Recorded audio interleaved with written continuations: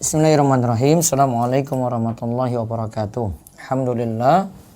Wassalatu wassalamu ala rasulillah wa ala alihi wa sahbihi wasallam.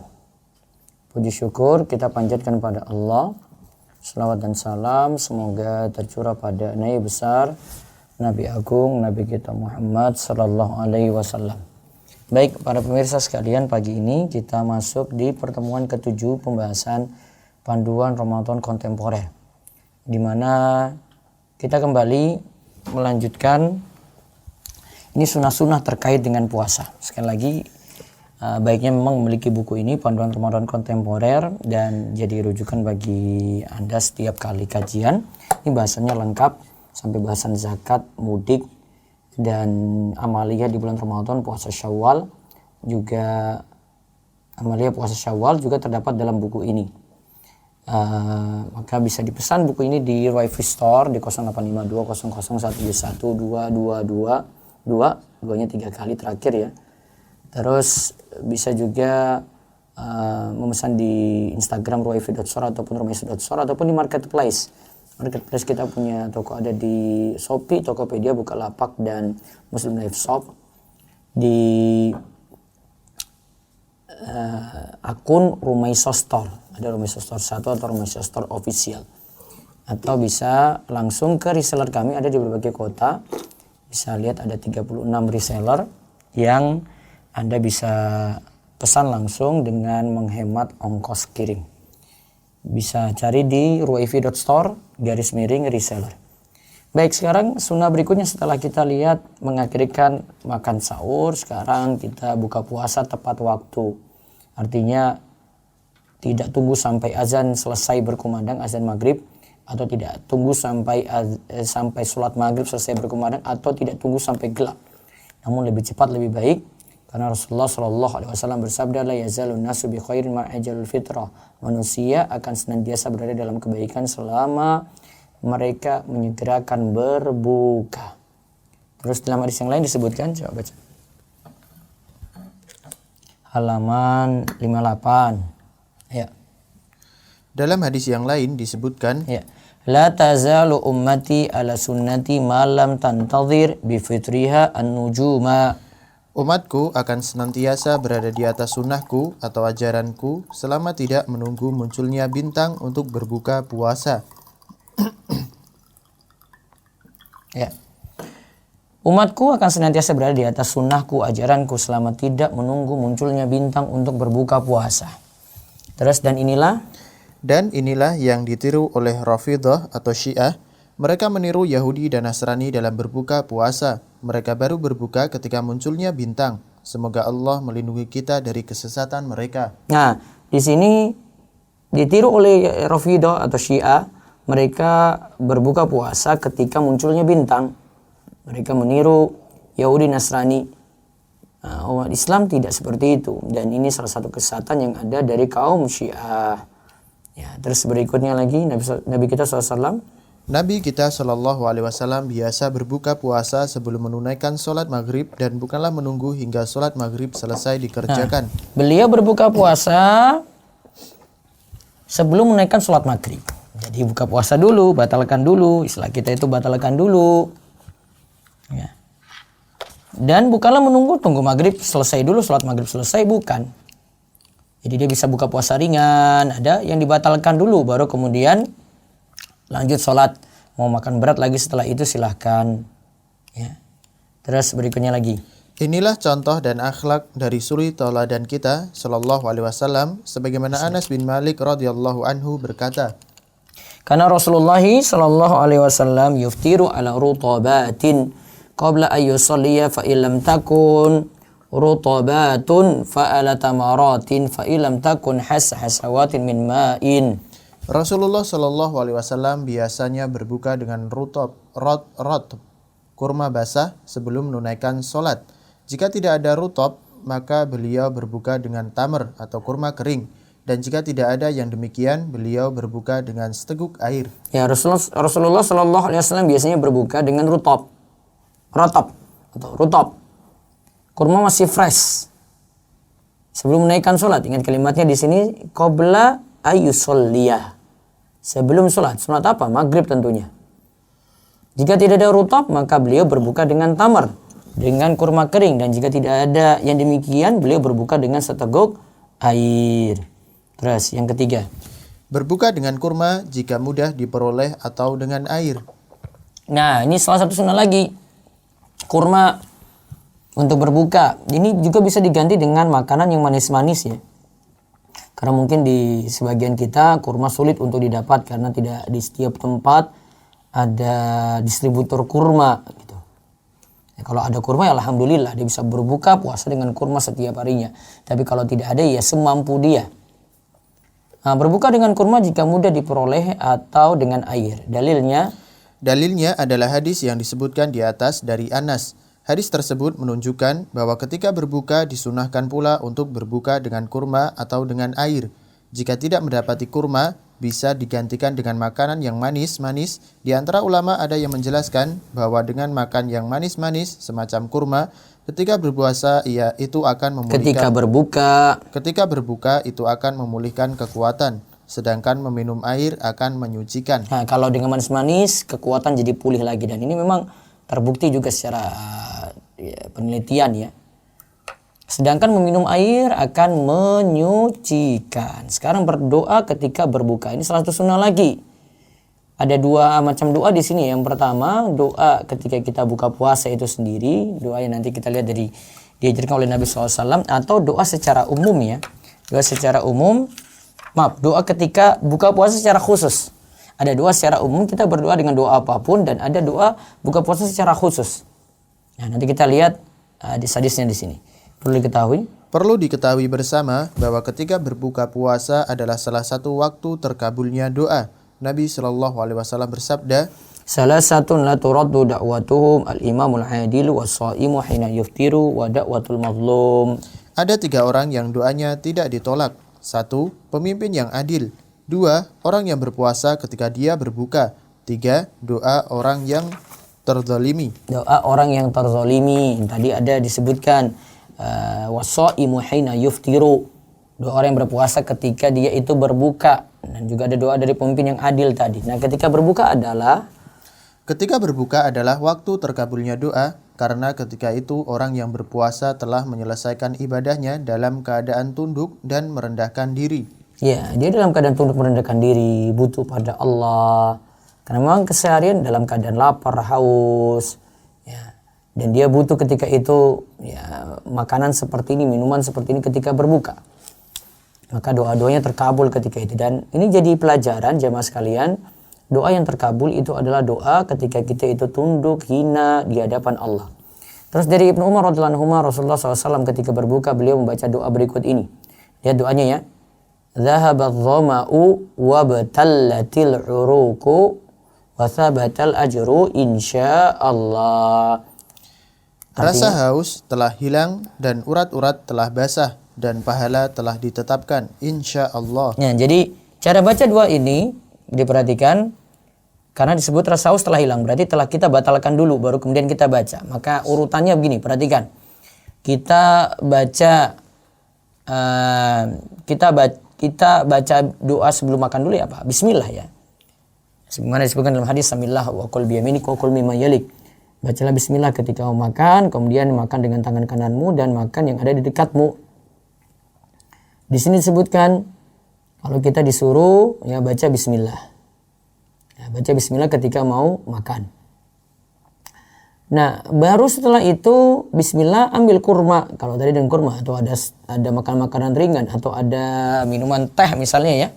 Kita pakai teh misalnya sudah membatalkan bismillah. Nah, alhamdulillah, setelah alhamdulillah baru baca ini. Dhahaba dhama'u wa batallatil uruku wa thabatal ajru insyaallah. Baru kemudian kita gunakan kesempatan lagi untuk berdoa sebagaimana tadi hadis yang tunjukkan kalau doa orang yang berpuasa ketika dia berbuka terkabul. Maka berdoa lagi ketika mau berbuka. Dengan doa yang umum, minta apapun. Ya, minta untuk kemaslahatan diri, untuk keluarga, untuk istri anak, kemudian untuk mungkin ada orang yang susah, ada yang sakit, ada yang butuh bantuan, atau kita punya problem, kita punya masalah utang, kita punya masalah penyakit, ya berdoa ketika itu, panjatkan doa itu kepada Allah Subhanahu wa taala. Adapun doa berbuka yang biasa populer di tengah-tengah kita, Allahumma laka sumtu wa ala rizqika aftartu. Ada lafaz yang lainnya, Allahumma laka sumtu wa bika amantu wa ala rizqika aftartu. Nah, coba dibaca, Allahumma laka sumtu. Allahumma laka sumtu wa ala rizkika aftartu. Ya Allah, kepadamu aku berpuasa dan kepadamu aku berbuka. Doa ini berasal dari hadis-hadis dhaif atau lemah. Juga yang di bawahnya. Begitu pula doa berbuka, Allahumma laka sumtu wa bika amantu wa ala rizkika aftartu. Ya Allah, kepadamu aku berpuasa dan kepadamu aku beriman dan dengan rizkimu aku berbuka. Mula Ali Al-Qari mengatakan, tambahan wabika amantu adalah tambahan yang tidak diketahui sanadnya, walaupun makna doa tersebut sahih, sehingga cukup doa sahih yang kami sebutkan di atas, zahabad dhama'u, yang hendaknya jadi pegangan dalam amalan. Nah, lihat juga catatan nomor 110. Ya, catatan 110 hadis riwayat Abu Daud. Kemudian dari Mu'adz bin Zuhrah. Mu'adz adalah seorang tabi'in, sehingga di sini mursal. Mursal itu di atas tabi'in terputus, berarti sahabat, tidak menyebutkan nama sahabat, namun Rasul Shallallahu Alaihi Wasallam bersabda.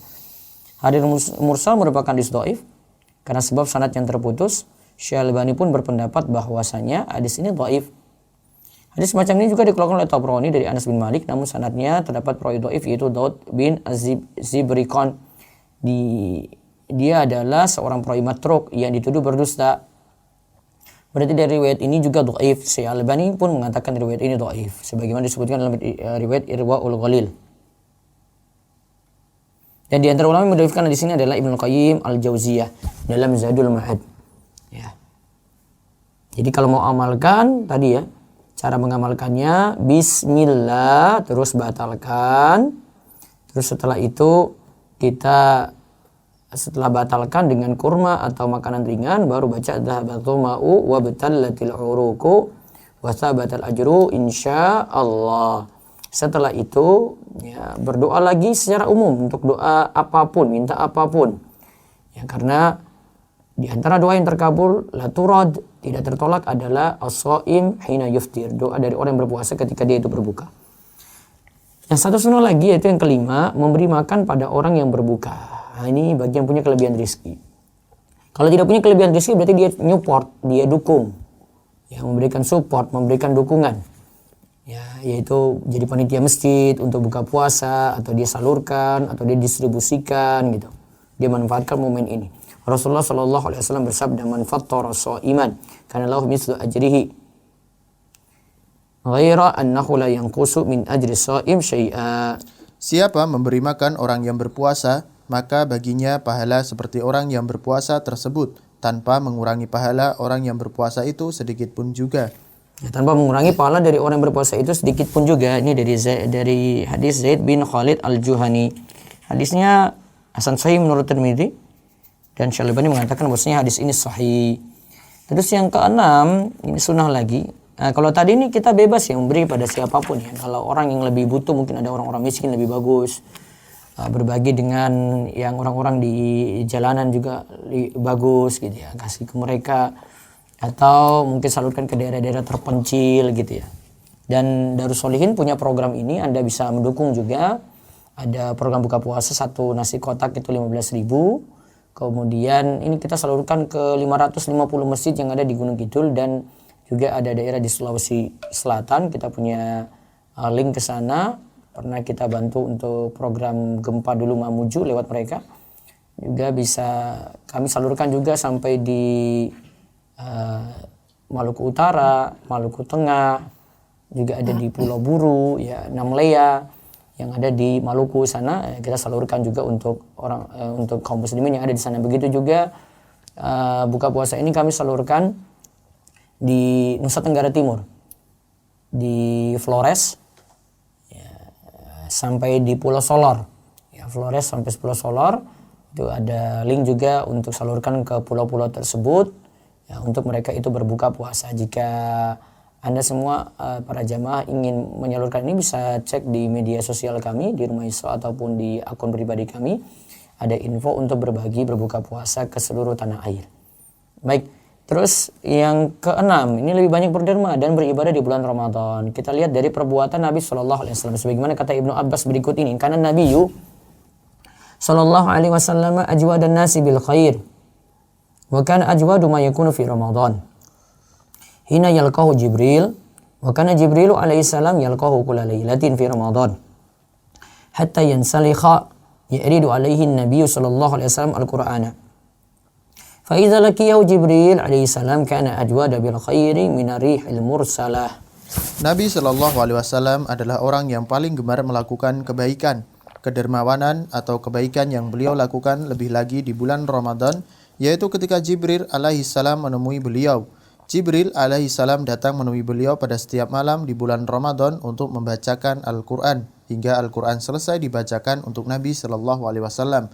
Apabila Jibril alaihissalam datang menemuinya, tatkala itu beliau adalah orang yang lebih cepat dalam kebaikan dari angin yang berhembus. Ya, jadi di sini ya, paling gemar lakukan kebaikan Nabi SAW. Beliau begitu dermawan. Ya, ini apalagi ketika Jibril datang itu saling kaji Al-Quran dengan Nabi SAW. Maka ini menunjukkan kalau di bulan Ramadan sibukkanlah diri kita dengan Al-Quran. Bahkan kita sudah mulai ancang-ancang dari saat ini, misalnya dengan murojaah Al-Quran, atau saat sholat mungkin bacaannya lebih panjang gitu ya, untuk mengingat bacaan Al-Quran yang ada. Nah, apabila Jibril datang menemuinya, tatkala itu beliau adalah orang yang lebih cepat dalam kebaikan seperti angin yang berhembus. Coba kita lihat keterangan dari Ibnu Qayyim dalam Zadul Ma'ad. Nabi Shallallahu Alaihi Wasallam lebih banyak lagi melakukan kebaikan di bulan Ramadan. Beliau memperbanyak sedekah, berbuat baik, membaca Al-Quran, sholat, zikir, dan iktikaf. Ada sedekah beliau tambah, beliau perbanyak, ada berbuat baik, ada membaca Al-Quran, ada sholat, ada zikir, dan iktikaf di akhir Ramadan. Ya, terus. Dengan banyak berderma melalui memberi makan, berbuka, dan sedekah sunnah dibarengi dengan berpuasa, itulah jalan menuju surga. Nah ini ya, dengan banyak berderma, sini bentuknya beri makan berbuka atau sedekah sunnah di bulan Ramadan. Mungkin bantu saudara-saudara kita yang terdampak COVID juga bisa. Nah, ini akan sebagai jalan menuju surga. Ini kata Imam Ibnu Rajab dalam Lataiful Ma'arif. Di hadisnya berikut ini dari Ali, ia berkata, Nabi Shallallahu Alaihi Wasallam bersabda, Inna fil jannati ghurafan tura zuhuruha min butuniha wa butunuha min zuhuriha faqama a'rabiyyun faqala liman hiya ya Rasulullah liman ataba al-kalama wa ad'ama at-ta'ama wa adama as-siyama wa shalla lillahi bil-laili wan nasu niyamun. Sesungguhnya di surga terdapat kamar-kamar yang mana bagian luarnya terlihat dari bagian dalam dan bagian dalamnya terlihat dari bagian luarnya. Lantas seorang Arab Badui berdiri sambil berkata, bagi siapakah kamar-kamar itu diperuntukkan wahai Rasulullah? Nabi Shallallahu Alaihi Wasallam menjawab, untuk orang-orang yang berkata benar, yang memberi makan dan yang senantiasa berpuasa dan sholat pada malam hari di waktu manusia pada tidur. Nah, kita lihat di sini yang dapat kamar-kamar di surga ya. Sesungguhnya di surga itu kan tadi Nabi katakan kamar-kamar yang mana bagian luarnya terlihat dari bagian dalamnya dan bagian dalamnya terlihat dari bagian luarnya. Ditanya amalannya apa? Untuk orang yang berkata yang benar, yang memberikan makan, yang senantiasa berpuasa dan sholat pada malam hari di waktu manusia pada tidur. Ada amalan berkata yang baik, memberikan makan, rajin puasa, kemudian sholat di malam hari. Dia di sini memberikan makan, berarti memberikan makan secara umum, jadi jalan mudah untuk masuk surga. Nah sekarang kita lihat, jangan biarkan puasa sia-sia. Ini tentang maksiat di bulan Ramadan ya. Karena kalau orang itu bermaksiat di bulan Ramadan, kita lihat di sini puasa, di sini jangan biarkan puasa sia-sia. Di halaman 65, monggo. Puasa bukanlah menahan lapar dan dahaga saja. Namun puasa hendaknya menahan diri dari hal-hal yang diharamkan dan sia-sia. Jika tidak demikian, puasa seseorang jadi tidak ada nilainya. Yang didapati bisa jadi hanya lapar dan dahaga saja. Nabi Shallallahu Alaihi Wasallam bersabda, Ruba sha'imin hadzuhu min siyamihi al-ju' wal 'atashu. Betapa banyak orang yang berpuasa namun dia tidak mendapatkan dari puasanya tersebut melainkan hanya rasa lapar dan dahaga. Betapa banyak orang yang berpuasa namun dia tidak mendapatkan dari puasanya tersebut melainkan hanya rasa lapar dan dahaga saja. Berikut adalah beberapa amalan yang sudah sepatutnya dihindari oleh setiap orang yang menjalankan puasa. Misalnya sini berkata dusta. Yang pertama berkata dusta dari Abu Hurairah. Rasulullah Shallallahu Alaihi Wasallam bersabda, "Man lam yada qaula zur wal amala bihi, falaysa lillahi hajatin fi ayyada ta'amahu wa syarabahu." Barang siapa yang tidak meninggalkan perkataan dusta, malah mengamalkannya, maka Allah tidak butuh dari rasa lapar dan haus yang dia tahan. Terus di sini ada perkataan dari As-Suyuti. As-Suyuti mengatakan, yang dilarang dalam hadis ini adalah az-zur, yaitu dusta dan menfitnah atau buhtan. Sedangkan maksud mengamalkannya adalah melakukan perbuatan keji dan setiap apa yang Allah larang yang merupakan konsekuensi dari berkata dusta. Ya, di sini az-zur ya, bisa maksudnya dusta dan bisa maksudnya memfitnah. Memfitnah artinya nuduh orang tanpa bukti. Maksud mengamalkannya kata Imam As-Suyuti adalah melakukan perbuatan keji dan setiap apa yang Allah larang merupakan konsekuensi dari berkata dusta tadi. Jadi konsekuensi dari dusta yang dia lakukan berarti. Ada perkataan dari Ibnu Hajar lagi. Ibnu Hajar rahimahullah mengatakan, perbuatan yang disebutkan dalam hadis ini itulah yang mengurangi pahala puasa seseorang. Ya, pahala puasanya berkurang berarti kalau orang itu berdusta atau melakukan konsekuensi dari dusta saat berpuasa. Terus Al-Baydhawi rahimahullah mengatakan, ibadah puasa bukanlah hanya menahan diri dari lapar dan dahaga saja. Bahkan seseorang yang menjalankan puasa hendaklah mengekang berbagai syahwat dan mengajak jiwa pada kebaikan. Jika tidak demikian, sungguh Allah tidak akan melihat amalannya. Dalam artian tidak akan menerimanya. Ya, ibadah puasa bukanlah hanya menahan diri dari lapar dan dahaga saja. Bahkan seorang yang menjalankan puasa hendaklah mengekang berbagai syahwat dan mengajak jiwa pada kebaikan. Jadi dia dorong jiwanya untuk melakukan kebaikan. Kadang mungkin kita ketika puasa ingin malas-malasan, tidur-tiduran seharian penuh. Kita paksa diri kita untuk melakukan kebaikan. Ya, butuh istirahat tetapi sewajarnya, sekadarnya. Kemudian jika tidak demikian, sungguh Allah tidak akan melihat amalannya, dalam artian tidak akan menerimanya. Nah, ini kalau orang melakukan maksiat di bulan Ramadan, Allah tidak melihat amalan puasanya tadi. Contoh lagi yang dihindari ketika kita berpuasa, berkata sia-sia. Ya, cerita-cerita yang habiskan waktu, begadang malam hari yang tidak perlu. Ya. Mungkin ada ngabuburit yang di sini habiskan waktu juga. Sebelum buka puasa kita terlalu banyak nongkrong. Bisa nunggu untuk buka puasa ngabuburit 2 jam, nunggu itu untuk nunggu. Belum lagi ketika dia nyantap buka puasa terus ngobrol lagi dengan teman sampai bablas isya. Ya, tarawih gimana dia mikirnya. Nah, juga ada kata-kata kotor dihindari. Dari Abu Hurairah, Rasulullah Shallallahu Alaihi Wasallam itu bersabda, "Laisa siyamu minal akli wasyarabi, innamas siyamu minal lagwi wa rafathi, fa in sabbaka ahadun aw jahula alaik faltaqul inni shaimun." Puasa bukanlah hanya menahan makan dan minum saja, akan tetapi puasa adalah dengan menahan diri dari perkataan sia-sia dan kata-kata kotor.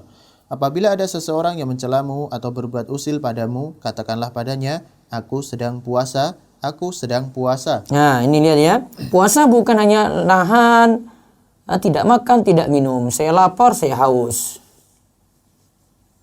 Yang benar puasa itu bagaimana? Nahan diri dari perkataan sia-sia.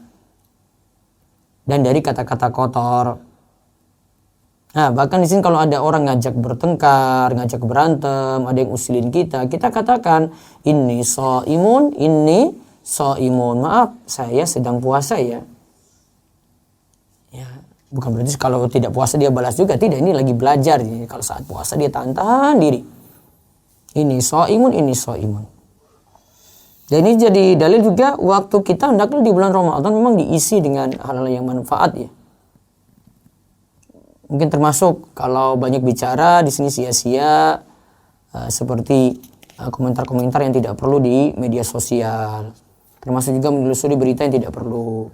Terlalu banyak lihat berita yang habiskan waktu sia-sia gitu. Ya sekadar lihat saja silakan gitu. Tapi kadang kita terlalu habiskan waktu di situ. Dan ini juga jadi dalil ya, kata-kata kita dijaga. Nah, tadi komentar ya dijaga. Milik kata-kata yang baik, tidak nyakiti perasaan orang, ya, dan seterusnya. Nah, ini jaga ketika kita itu berpuasa. Terus yang ketiga, ini maksiat secara umum juga tidak dilakukan. Walaupun di luar bulan Ramadan ya, di luar bulan Ramadan kita juga tinggalkan ini, tapi lebih ditekankan di bulan Ramadan karena ini bulan mulia, kita lagi lakukan amalan yang mulia, jangan tercampur dengan maksiat. Nah, di sini saya bawa beberapa perkataan dalam kitab Lataiful Ma'arif ya. Dan nanti kita akan lihat apakah maksiat itu batalkan puasa. Misalnya tadi ya, bohong, dusta, keluar kata-kata kotor, dia bohongin orang tuanya, dia bohongin istrinya, apakah puasanya batal? Nah, kita lihat dulu maksiat secara umum ini hukumnya bagaimana. Perhatikanlah petuah yang sangat bagus dari Ibnu Rajab Al-Hambali berikut. Ketahuilah bahwa amalan taqarrub, mendekatkan diri pada Allah dengan meninggalkan berbagai syahwat, tidak akan sempurna hingga seseorang mendekatkan diri pada Allah dengan meninggalkan perkara yang dia larang, yaitu dusta, berbuat zalim, permusuhan di antara manusia dalam masalah darah, harta, dan kehormatan. Lihat ya, ketahuilah bahwa amalan taqarrub, mendekatkan diri pada Allah dengan meninggalkan berbagai syahwat, tidak akan sempurna hingga seorang itu mendekatkan diri pada Allah dengan meninggalkan perkara yang dia larang.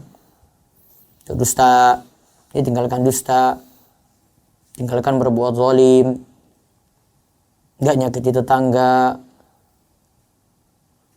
nggak menimbulkan suara juga yang nanti bisingin dan mengganggu kanan kiri gitu. Bisa jadi dari hewan, bahkan sampai suara musik gitu. Kadang di sebagian tempat kita lihat suara musik speakernya itu sampai satu desa pun itu dengar. Kan tidak seperti itu, ini ganggu orang, zolimin orang namanya. Zolimi dari sisi pendengaran ya.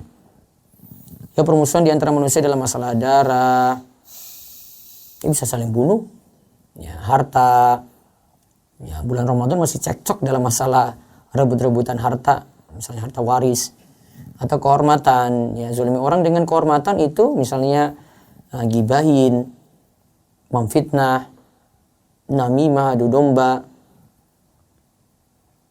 berprasangka buruk, ya, terlalu sibuk cari aib orang yang baik-baik. Nah, ini masuk di dalamnya. Nah, sekarang coba lihat wejangan dari Jabir bin Abdullah. Jabir bin Abdullah menyampaikan wejangan, seandainya engkau berpuasa maka hendaknya pendengaran dan penglihatan dan lisanmu turut berpuasa, yaitu menahan diri dari dusta dan segala perbuatan haram, serta janganlah engkau menyakiti tetanggamu. Bersikap tenang dan berwibawalah di hari puasamu. Janganlah kamu jadikan hari puasamu dan hari tidak berpuasamu sama saja. Ya, jangan sampai bulan Ramadan saat kita puasa dengan hari biasa itu sama-sama saja gitu. Artinya ya di situ maksiat, ini juga maksiat lanjut gitu. Dan ini jadi tanda ya kalau maksiat itu bukan hanya dari godaan setan ya, tapi karena hawa nafsu seorang juga, karena di sini sikap kita yang mau berbuat maksiat gitu. Kebiasaan kita yang mau berbuat maksiat. Jadi walaupun setan diikat, setan dibelenggu di bulan Ramadan, bukan berarti tidak ada maksiat. Kalau Imam Al-Qurtubi, pernah saya sebutkan perkataan ini di awal-awal pertemuan ya. Awal pertemuan tentang panduan Ramadan kontemporer ini, yang saya ambil dari buku saya Mutiara Nasihat Ramadan. Ya. Di situ disebutkan kalau ada hawa nafsu yang dorong kita pada maksiat. Di samping puasa kita belum benar, karena memang cuma lapar haus saja dia tahan, tapi penglihatan tetap jelalatan pandangannya, kemudian pendengaran juga mau dengar-dengar musik dan yang lainnya, kemudian tingkah lakunya juga bergaul dengan kata-kata tidak bisa dijaga, bergaul dengan lawan jenis yang tidak tahu aturan gitu. Terus itulah sejelek-jelek puasa. Itulah sejelek-jelek puasa, yaitu hanya menahan lapar dan dahaga saja. Sedangkan maksiat di bulan Ramadan pun masih terus jalan. Kesadaran untuk berhenti dari maksiat tak kunjung datang. Hendaknya ketika berpuasa, setiap orang berusaha menahan anggota badan lainnya dari berbuat maksiat dan hal-hal yang sia-sia, bukan hanya menahan lapar dan dahaga semata.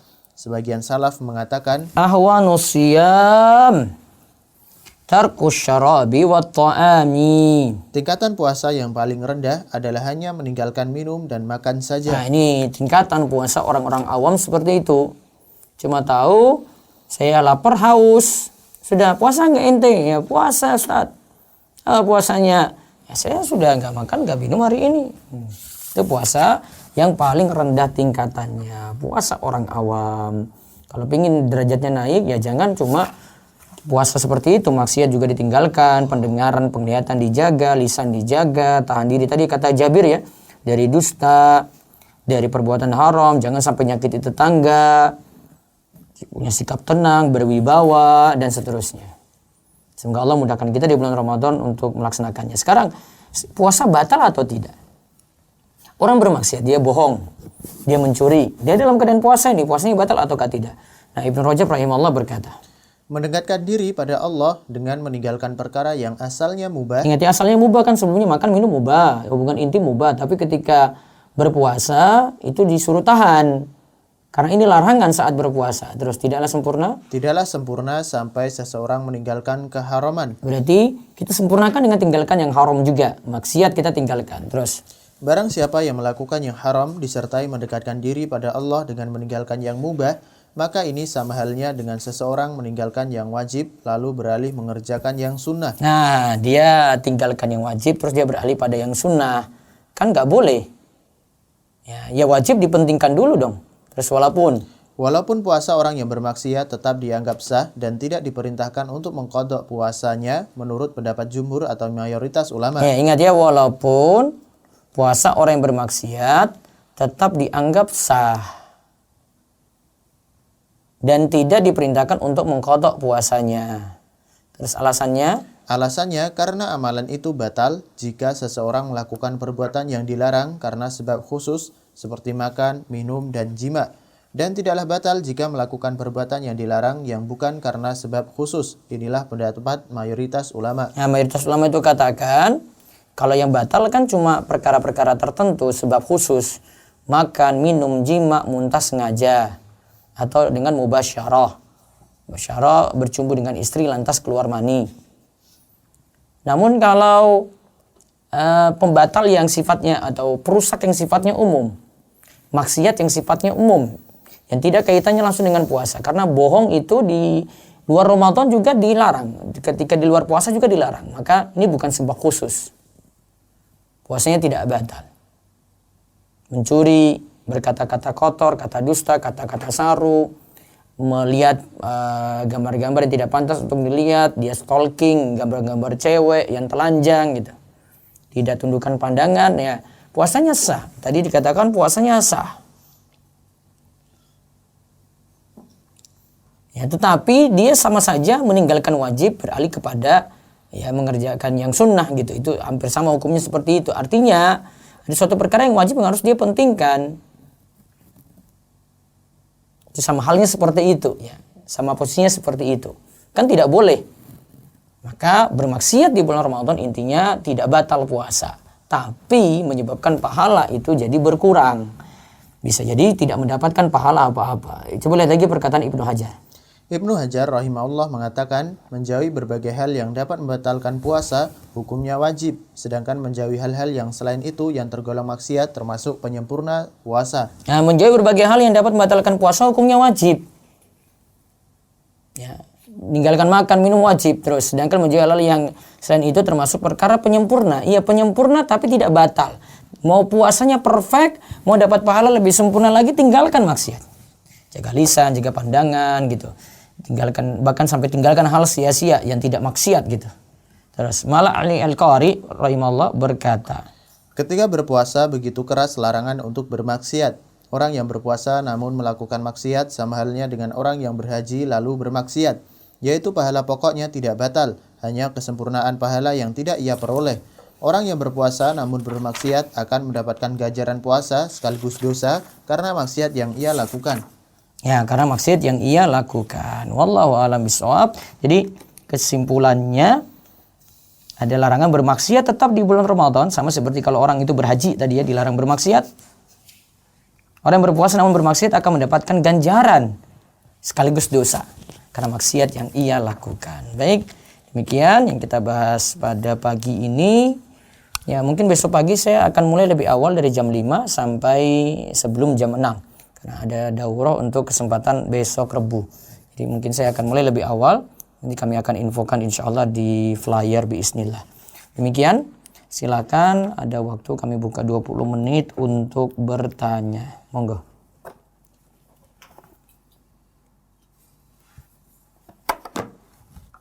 Ustaz, pertanyaannya via chat atau Lewat via chat dulu ya, silakan.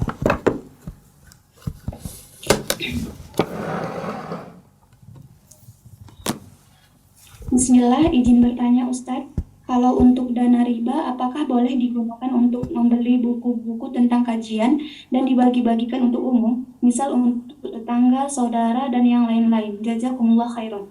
Baiknya tidak dicari, karena ini amal kebaikan ya. Tidak dipakai untuk itu, pakai untuk fasilitas umum saja, atau untuk bagi pada orang miskin dan seterusnya. Itu lebih aman ya. Wallahu a'lam. Berikutnya lagi.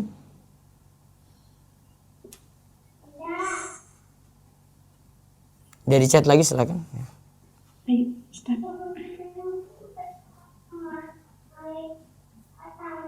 Bismillah, Assalamualaikum Ustaz. Ya, waalaikumsalam warahmatullahi wabarakatuh. Izin bertanya Ustaz di luar tema. Istri melahirkan, apakah kain atau sarung yang dipakai saat lahiran itu harus suami yang mencucinya sebagai bentuk tanggung jawabnya? Syukron Ustaz. Tidak harus tuh. Kalau menyatakan harus ya harus datangkan dalil ya. Ya bisa lewat laundry, lewat lainnya juga tidak masalah kok. Saya takutnya ini cuma keyakinan-keyakinan yang ditambah-tambahin saya oleh masyarakat yang tidak ada dalilnya ya, dan nanti menjadi masuk khurafat, tatoyur, masuk khurafat, takhayul, tatoyur kalau dalam istilah Arab ya. Ini yang dihindari ya.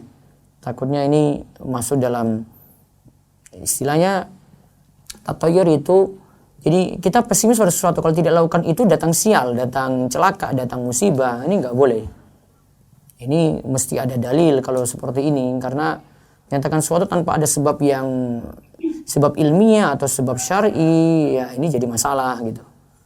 Nah, tolong keyakinan khurafat atau yur atau istilahnya itu tatoyur, istilahnya takhayul khurafat, mitos. Nah itu, ini nggak perlu diyakini dan tidak perlu dijalankan. Yakin saya pada Allah. Yakin saya pada Allah, ya saya tidak penuhi seperti itu, bukan berarti saya tidak taat sama istri, bukan berarti saya tidak membantu istri, bukan. Tapi kalau ini motivasi dari masyarakat yang katanya nanti coba celaka gini ya, itu yang nggak dibolehkan. Wallahu a'lam. Satu lagi dari chat.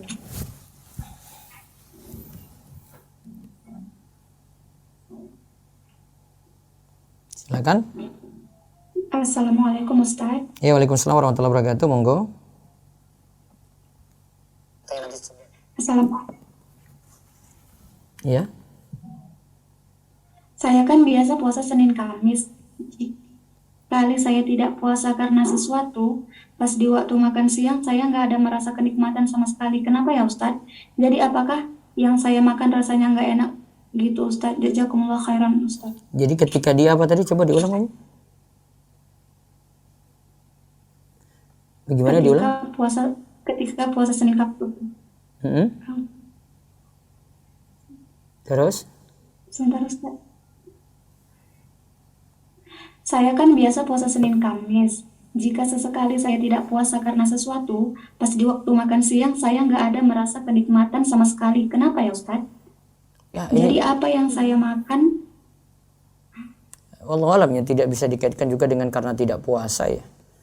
Ya mungkin kan tidak puasa karena ada sebab, bisa mungkin ada kerepotan atau ada kan puasa sunnah ya.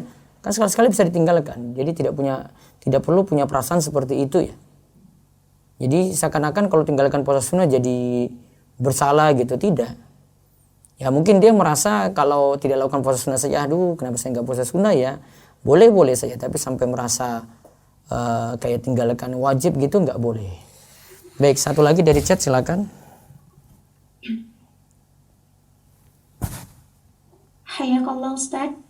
Afwan Ustaz, ketika khutbah jika tidak ada wali apa boleh?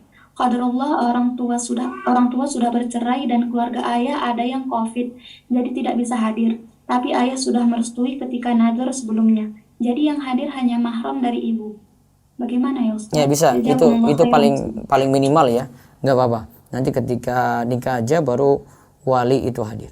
Baik, tahan dulu, nanti setelah ini di resen saya baca dulu dari YouTube yang terkait dulu ya dengan puasa ya. Saya hamil, saya tidak berpuasa tapi saya membayar fidyah. Apakah saya sekarang harus mengganti puasa? Nanti sebenarnya kita akan bahas ini ya, pengganti puasa bagi wanita hamil menyusui ya. Kalau saya lebih cenderung pada pendapat ibu tetap qada. Jadi qada tetap ada. Bahkan kalau khawatir pada bayi, nanti ada qada plus fidyah. Nanti kita akan lihat pembahasannya. Qada plus fidyah. Namun yang penting pada qada ini. Jadi kalau memang menganggap ini pendapat yang bisa ibu ikuti, maka saran saya tetap qada. Nanti qadanya kapan? Yang saat mampu itu kapan? Karena bisa jadi sekarang masih hamil atau masih menyusui belum kuat, maka nanti ketika sudah kuat saja. Ustadz, sebenarnya untuk puasa Ramadan tahun ini apakah masih berlaku tarawih di rumah bagi laki-laki? Tergantung daerah masing-masing. Daerah rawan mungkin tidak disarankan ya, tapi kalau daerahnya itu tidak terlalu rawan, kemudian tetap menjaga protokol kesehatan, ya tetap ke masjid saja. Wallahu a'lam. Baik, selanjutnya Raisen monggo. Nanti yang di Instagram juga silakan bertanya, ditulis di kolom komentar ya sama dengan YouTube. Baik Ustadz, Sofirah, silahkan dibuka mic-nya. Assalamualaikum Ustaz. Ya, waalaikumsalam warahmatullahi wabarakatuh. Silakan. Alvan, izin bertanya di luar tema. Ya. Saya itu tengah berproses dengan seorang ikhwan. Nah, si ikhwan itu pekerjaannya berhubungan dengan rokok. Saya boleh menerimanya, Ustadz? Saya mungkin hukumi sama seperti menikah dengan ikhwan yang bekerja di bank. Sama. Begitu. Haram nggak? Haram. Ya bos. Jadi dan jangan punya prinsip begini, sudahlah biar aja nanti dia tinggalkan pekerjaan ketika sudah menikah. Iya, kalau sudah nikmat dengan dunia itu sulit tinggalin loh. Kalau sudah dapat nikmat dengan dunia itu sulit tinggalin. Kalau orang punya, saya sudah jadi manajer nih di bagian ini, coba mau tinggalin gimana kalau sudah punya posisi yang bagus di perusahaan. Tergiur tetap dengan dunia, maka harus tobat benar-benar gitu, tinggalkan dulu baru boleh menikah dengan dia. Nah Ustaz, jazakallahu khair Ustaz. Ya, waalaikum. Waalaikum. Silakan berikutnya lagi Resen. Abu Novel, silahkan dibuka mic-nya. Assalamualaikum Ustaz. Waalaikumsalam warahmatullahi wabarakatuh. Abu Novel, silakan Pak Abu Novel, monggo. Ya, izin bertanya Ustaz, itu gini, untuk masalah sholat duha. Iya. Itu kan ada sholat duha di buku Ustaz itu kan ada waktu 10 menit sebelum waktu zuhur ya Ustaz ya. Iya, itu waktu akhir. Kalau misalnya melakukan itu kan nanti ada waktu larangan untuk sholat, ada waktu larangan pas matahari sedang tinggi-tingginya. Itu apakah perlu memperhatikan itu Ustaz? Kalau 10 menit sebelum itu matahari belum di atas kepala, Pak. Tapi kalau sudah mau masuk 10 menit sebelum zuhur, itu sudah matahari di atas kepala mau tergelincir. Nah, itu nggak boleh. Oke.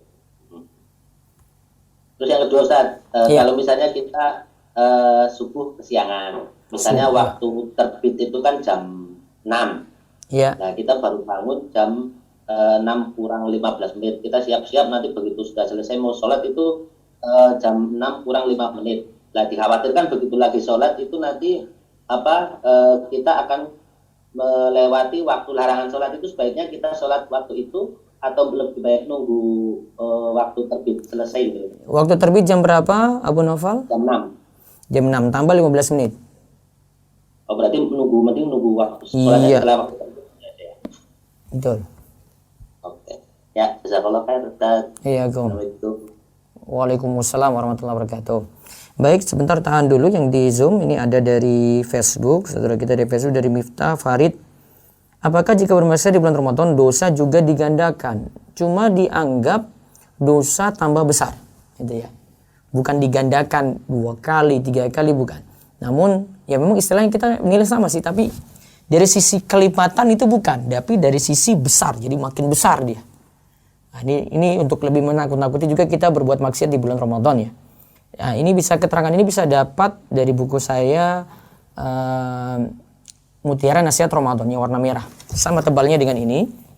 Hampir sama, harganya sama 120.000. Terus di Muntahan Nasihat Ramadan saya terangkan tentang ini. Jadi kalau di buku ini kebanyakan masalah hukum, tapi kalau tazkiyatun nufus, manajemen hati, terus masalah-masalah amalan, dosa, itu ada di buku Mutiara Nasihat Ramadan. Ya, baik, satu lagi dari belum ya. Instagram belum, YouTube satu lagi. Ya ini. Dari Deki Kurnia di YouTube. Ustadz, tadi kan dijelaskan bahwa bercumbu dengan istri siang hari hingga keluar mani tanpa berjima membatalkan puasa. Ya, betul.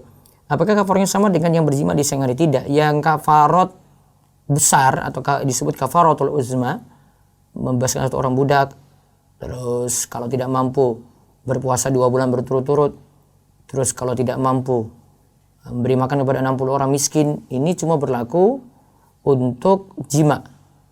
Ya, tapi kalau bercumbu tidak, puasanya batal dan dia harus tobat untuk itu, nggak diulangi lagi ya. Kalau sampai keluar mani dan mesti mengkodok puasanya. Kalau itu suami istri yang keluar berarti suami istri tadi mesti mengkodok. Ini dari Umi Lestari Damayanti di YouTube. Ustadz, anak saya masih punya hutang puasa tahun lalu. Ya, jika belum semua dibayarkan, apakah masih bisa dibayarkan setelah Ramadan tahun ini bersama dengan utang puasa tahun ini? Ya bisa. Tapi karena ada puasa yang ditunda sampai kelewat Ramadan berikutnya, padahal tidak ada uzur. Ingat ya, tidak ada uzur. Maka selain qadha, dia tambahkan fidyah. Misalnya ada 10 utang puasa, tidak ada uzur kok lewat sampai Ramadan berikutnya. Maka 10 utang ini mesti dibayar, diqadha plus fidyah. Fidyah 10. Fidyah 10 itu bisa dengan 10 bungkus makan diberikan pada orang miskin. Ya, balik ke resen lagi silakan.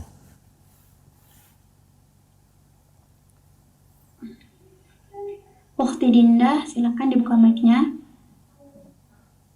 Bismillah, Assalamualaikum warahmatullahi wabarakatuh. Ya, waalaikumsalam warahmatullahi wabarakatuh. Silakan.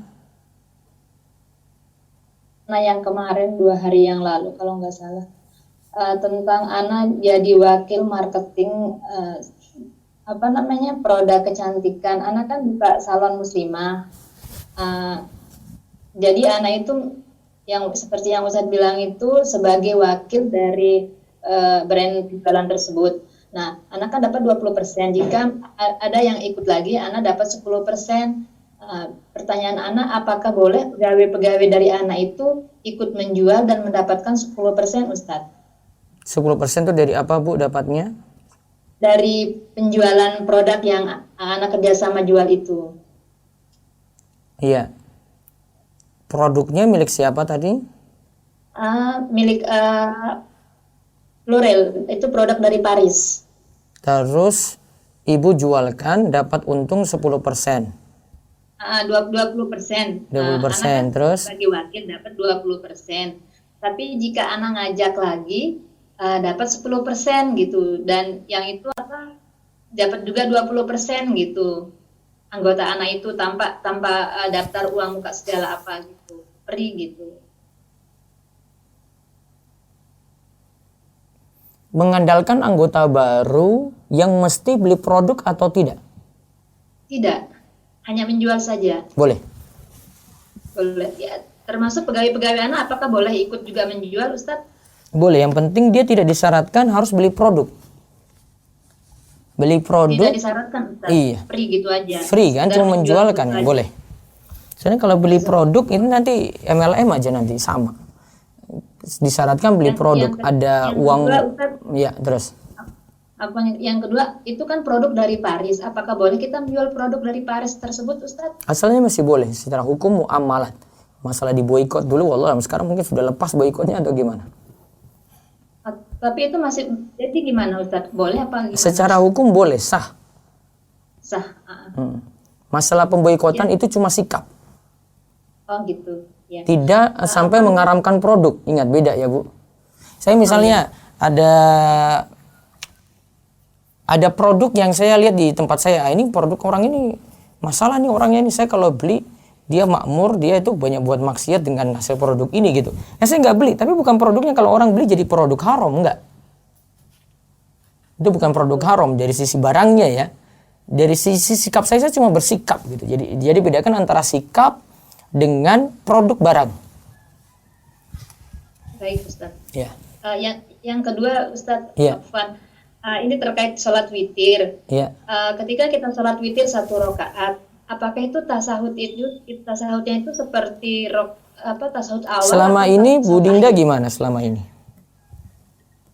Anak kebanyakan satu Ustaz. Bukan, maksudnya Karena sering waktu telat sholat 2 rakaat kakinya keluar atau kakinya iftirash? eh, apa ya? Seperti tasahud awal. Kalau saya milih pendapat Syafi'i Bu, lebih apa ya istilahnya? Kaidahnya lebih jelas, lebih baku. Kaidah Syafi'i itu setiap rakaat terakhir kaki keluar. Oh gitu. Berarti seperti tasahud akhir Ustaz. Iya. Mau berapa termasuk sholat rakaat pun, berapa rakaat pun, 1 rakaat witir, 2 rakaat subuh, 3 rakaat maghrib, 4 rakaat isya, atau mungkin ada yang langsung 4 rakaat tarawih 1 kali salam. Nah, tetap ketika itu kaki keluar karena tahiyat akhir. Lebih mudah, Bu.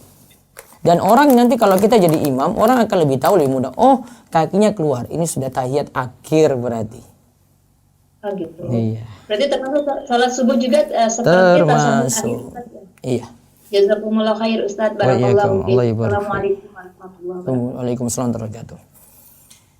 Baik, sebentar saya baca dulu dari Instagram, tadi belum kebaca, kelewat. Apakah saat puasa boleh ikut vaksinasi? Boleh, tapi disarankan di malam hari kalau di fatwa MUI ya.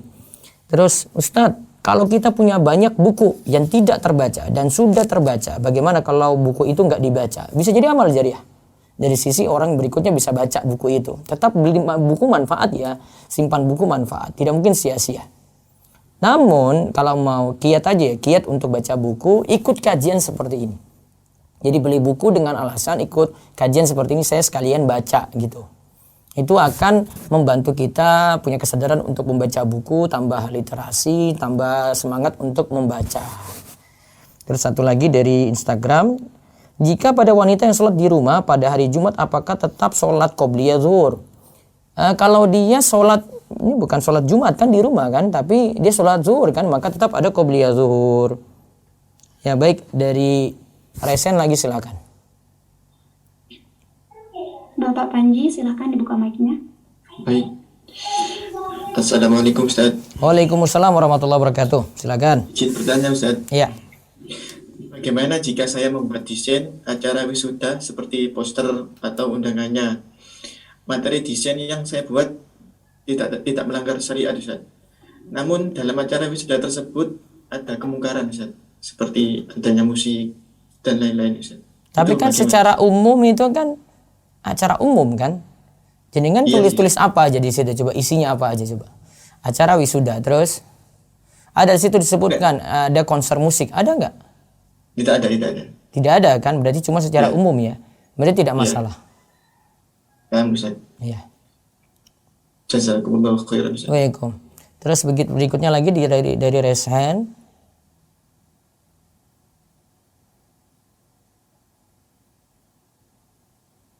Silakan dari Resen di Zoom, monggo.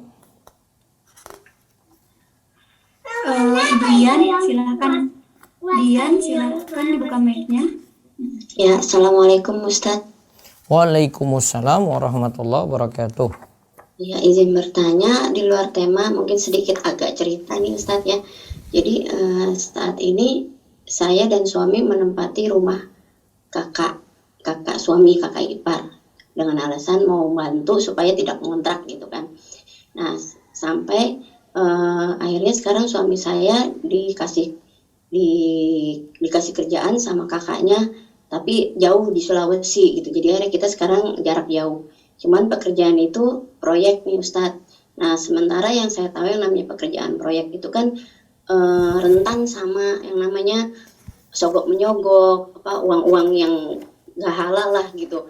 Nah, saya khawatir, ada kekhawatiran di situ. Akhirnya saya memutuskan untuk saya diskusi sama suami untuk Ya.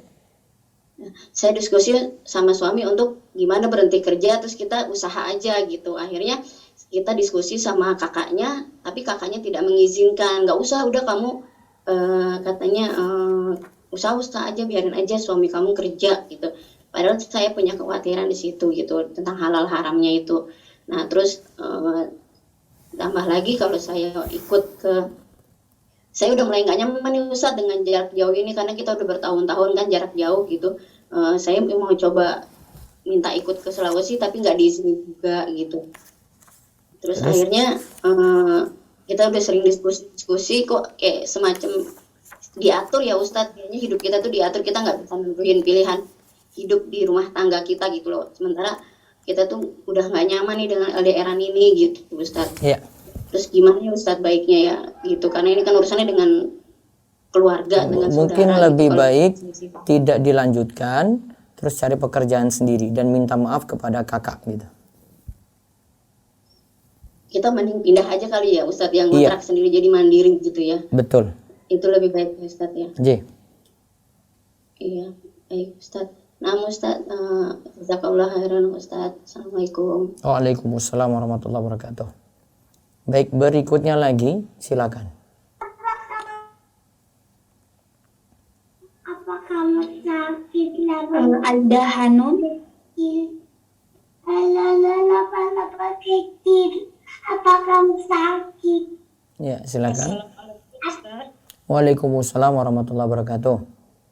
Ustaz, boleh dalam bekerja boleh kita mengambil cuti untuk memperbanyak amal ibadah kita di bulan suci Ramadan, atau kita minta tolong sama teman menggantikan tugas kita dengan kita membayar dengan uang atau dengan materi. Pilih yang pertama. Pilih yang pertama, Bu. Pilih yang pertama. Yang pertama ya Ustaz. Iya. Terima kasih Ustaz, jazakallah khair. Waalaikum. Baik, berikutnya lagi silakan. Pak Wicak, silahkan dibuka mic-nya. Assalamualaikum Ustaz. Waalaikumsalam warahmatullahi wabarakatuh. Izin bertanya. Ustaz, Ya. saya seorang tenaga kesehatan dari Jawa Ustaz. Sekarang ditugaskan di daerah terpencil di Kalimantan. Ya. Kemudian bila saat ini saya mendapatkan fasilitas motor dinas Ustaz. Fasilitas apa, Pak? Apakah saya boleh memanfaatkan Fasilitas motor apa? dinas Ustaz? Motor dinas, ya. Motor dinas. Ya. Apakah saya boleh menggunakan motor ini untuk kegiatan Ustaz? Misalkan beli bahan pokok, kemudian pergi ke surau, kemudian sekedar berkendara. Kayaknya secara umum masih boleh deh seperti itu. Coba lihat di aturan aja dari kendaraan dinas. Halo? Pak Wicak? Tergantung aturannya Ustaz ya? Ini tergantung aturannya. Coba lihat lagi regulasinya ya. Kalau misalkan saya berkonsultasi dengan kepala puskesmas gitu, apakah misalkan kepala puskesmas membolehkan itu? Boleh Ustaz? Bukan di dia sebenarnya, ini aturan negara. Negara ya? Iya Ustaz. Jadi saya cari aturannya dulu ya. Cari aturannya dulu. Baik gitu ya. Terima kasih Ustaz. Ya. Jazakumullahu khairan. Waalaikum. Umur Raisa silakan.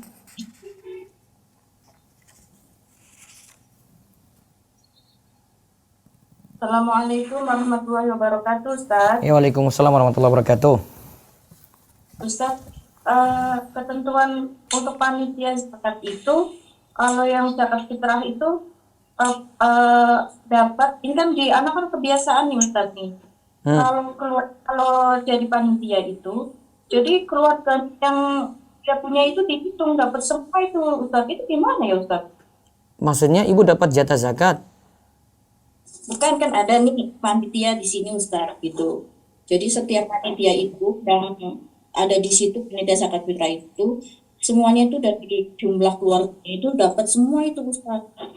Kalau ibu memang merasa nggak berhak karena bukan miskin, maka tidak dimanfaatkan, kasih ke yang miskin. Ana sih enggak Ustaz, cuman ini tetangga gitu kan ya. Secara ekonomi padahal semuanya mampu itu kalau dilihat itu. Ya kalau tetangga ya mereka yang harus sadar gitu. Terus kita cara ngitunya itu gimana Ustaz? Ya kesadaran masing-masing Bu.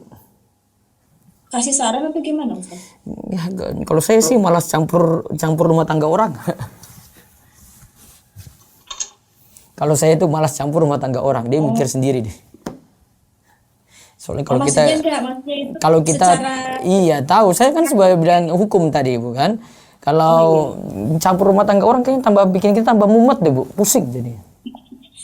Enggak, maksudnya itu Ustaz, maksudnya untuk meluruskan aja gitu. Iya, untuk meluruskan juga. Kadang kita luruskan nanti sana marah-marah gitu loh Bu, karena dia pingin itu juga. Nah, Kecuali kalau itu keluarga dekat ibu mungkin ya. Sebaiknya kita diam aja ya Ustaz ya, walaupun itu kadang sebenarnya tidak diinginkan ya. Iya. Kadang kayak gitu juga sama bantuan-bantuan dari pemerintah kayak gitu. Tetangga kaya tapi dapat bantuan untuk orang miskin. Kita mau komentar juga, ngapain, capek juga pusing mikir dia. Dia sadar sendirilah. Wong harta dia yang makan juga kok.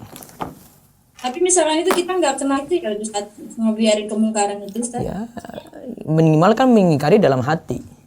Kemungkaran itu kan dalam hati, kalau bisa ya di lisan, kalau bisa ya ini di atasnya lagi kan. Dengan saya sudah ingkar dalam hati, orang ini nggak benar, nggak dapat kok, harusnya dapat gitu. Sudah saya ingkar dalam hati, selesai kewajiban itu kok. Baik Ustaz. Jazakallahu khairan Ustaz. Assalamualaikum. Waalaikumsalam warahmatullahi wabarakatuh. Ya, satu lagi Bu Meiti silakan. Ustaz, Assalamualaikum. Waalaikumsalam warahmatullahi wabarakatuh, silakan. Gini Ustaz, mau bertanya mengenai tasawuf Ustaz, atau menguap gitu Ustaz. Bacaan apa yang harus dibaca pada saat tasawuf itu Ustaz? Saat menguap? Iya, betul Ustaz. Nggak ada bacaan apa-apa, tutup mulut aja. Oh, nggak baca misalnya. Iya, karena disuruh tutup mulut maka tidak ada baca apa-apa. Kan itu sebenarnya mengeluarkan uap gitu Ustaz. Iya, menguap kan. Terus kita kan disuruh diam, nggak tutup mulut berarti kan nggak ada apa-apa yang dibaca, nggak langsung astagfirullah, nggak ada Bu. Oh, ditutup sudah selesai gitu. Iya, selesai. Oh, nah Ustaz. Ya, syukran Ustaz, jazakallahu khair. Oh ya, baik, saya cukupkan dulu karena jam 9 saya harus ngisi lagi. Saya mohon maaf, nanti kita ketemu insya Allah besok jam 5 sore. Jika ada yang mau bertanya, ya, bisa kami buka kesempatan untuk esok hari. Demikian kita cukupkan, kita tutup dengan doa kafaratul majelis. Subhanakallahumma bihamdika, asyhadu an la ilaha illa anta, astaghfiruka wa atubu ilaik. Assalamualaikum warahmatullahi wabarakatuh.